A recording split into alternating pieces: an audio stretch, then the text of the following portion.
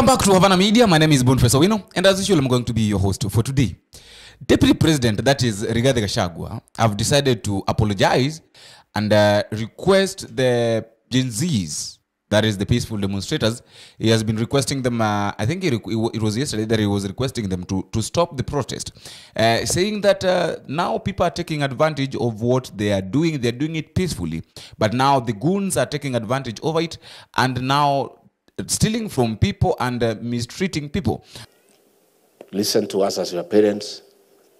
I think if you agree, we want to plead with you to call off the protests so that criminals do not hijack them and engage in criminal activities. The country faces difficult moments.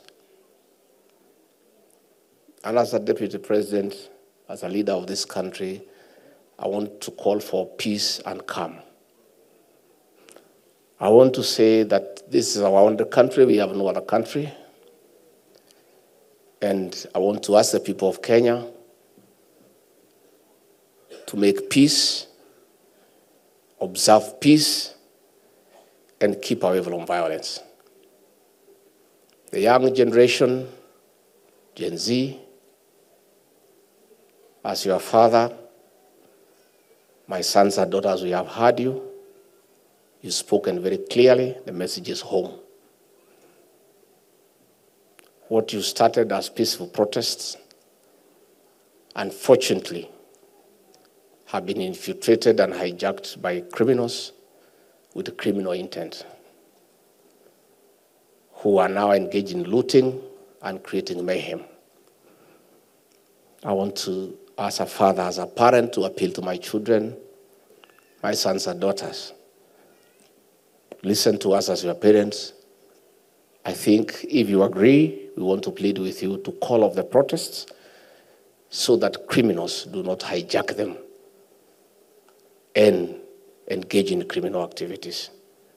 The president has already acceded to your plea to be heard, and you will be heard. But anytime now you call for protests, criminals with bad intent are hijacking and using that opportunity to loot, to steal, and to cause mayhem. As our children,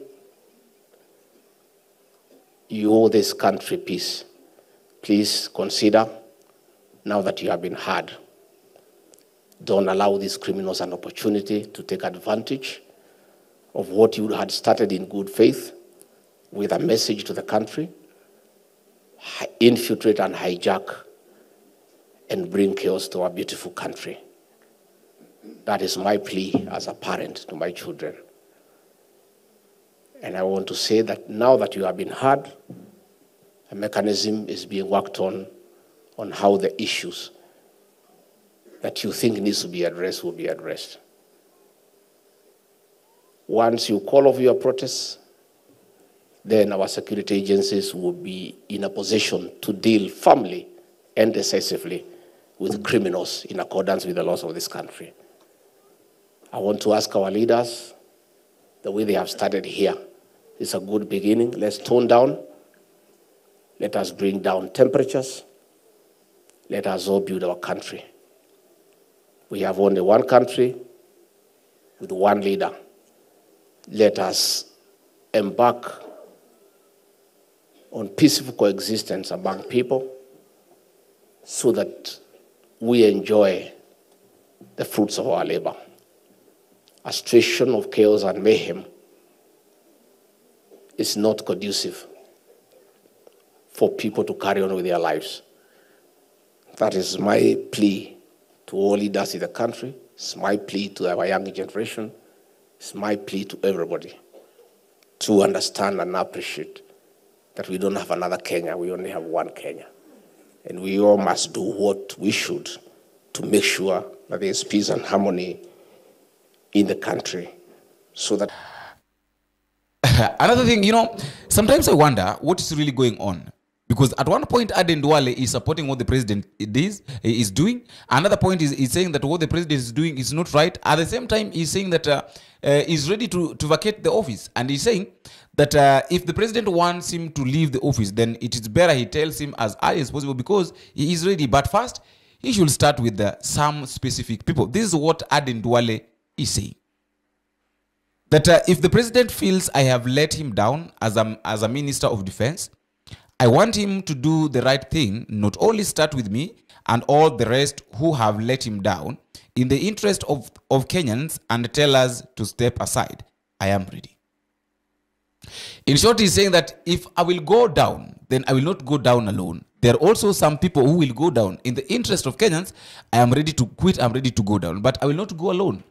The president must address us. He must tell us that now you failed me. And you know, I was asking myself that since all these things started, the president have not even spoken to his ministers.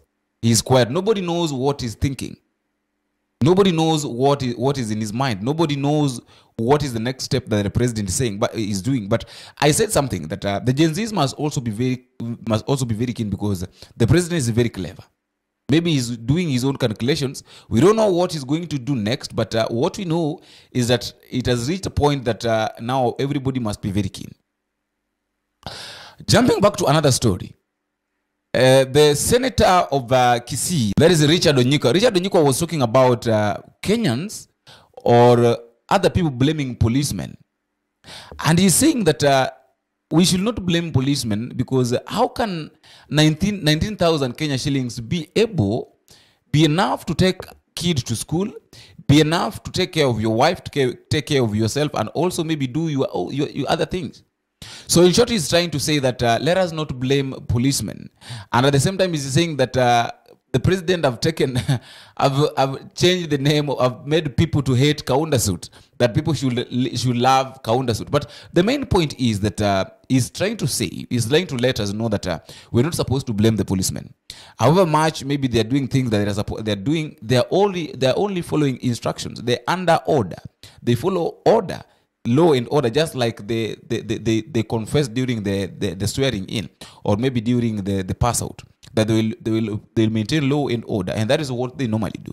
So let us not blame the policemen every now and then. Let us listen to Onyikwa the way he was speaking. Keep blaming the police. The policeman cannot do anything. Have we ever gone as a Senate to go and see where the police lives? How he takes his kids to school and his salary is 19,000. And this house has to start thinking about those things. We guys must begin, and we ladies and gentlemen in this house must begin to agree that we can reduce our salaries, that we can drive smaller cars, that we can wear kaundas. In fact, the only thing I'm very annoyed about the president, I'm the one who started wearing kaundas. Now he has given kaunda a bad name. I want Kenyans to love kaundas the way I loved them. Let us wake up, Kenyans. We can't play football. Money comes from FIFA, it is eaten. World Rally Championship, money comes from there, it's eaten. You go, you want Kenya Lawn Tennis Association, they only want 50,000 to hold an international tennis tournament. Not even the minister appears there.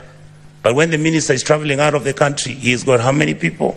Private jet, goes to Dubai, books one of those hotels, luxury hotels, and he comes back to Nairobi with the same 9 people he took with a private jet. And you assume that the Gen Zs don't know. These days they track you.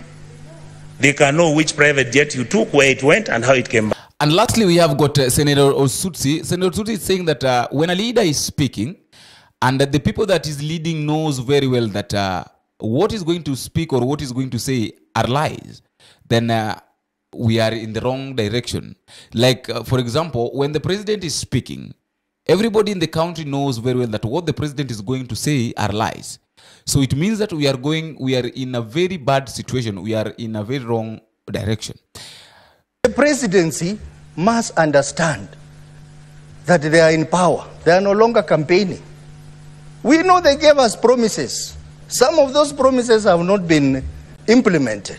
Kenyans are patient. They are waiting. But don't continue giving promise after promise. Every day you wake up, new promise has come. And sometimes those promises are not consistent. They are not consistent. And Kenyans now, when the Kenyans start having doubt in their leader, when their leader speaks and they say, we know he's not going to say the truth, then we have a problem. So my view is that the presidency needs to understand And this is what Honorable Halwale said. There are many institutions that can talk on behalf of the president in government. He doesn't have to talk on everything. He doesn't have to appear all over. President Kibaki led this country from his home.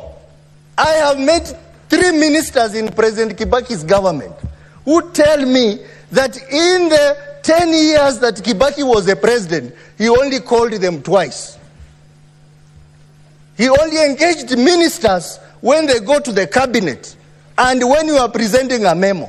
But outside that, he would not call you easily. So we have a problem. And I hope the president is listening to me.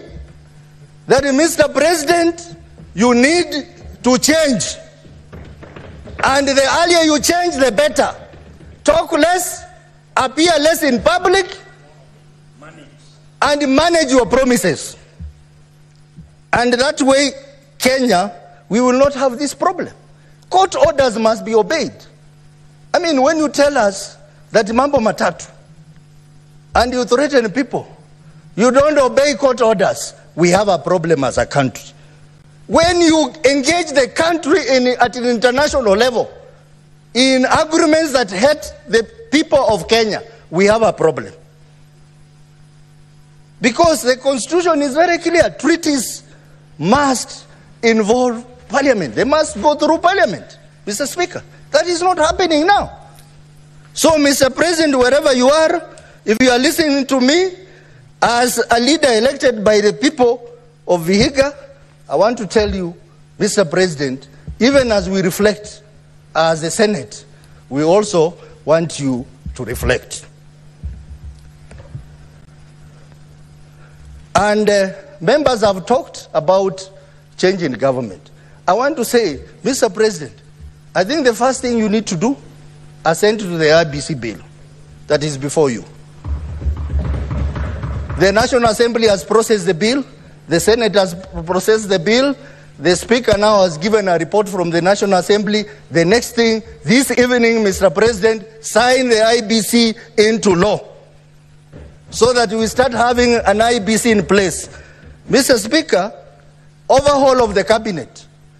Most of the cabinet members are incompetent. Cabinet secretaries, most of them are incompetent. They are very incompetent. Today, you will hear a cabinet secretary making a pronunciation on a matter that is touching on another ministry. That is all I had for today, and I will request you, if you're meeting for the first time, please don't forget to click the subscribe button. You can also like and drop me a comment and tell me where you're watching us from and how these videos are reaching you. Until we meet again, I've been your host, Boniface Wino. Bye-bye.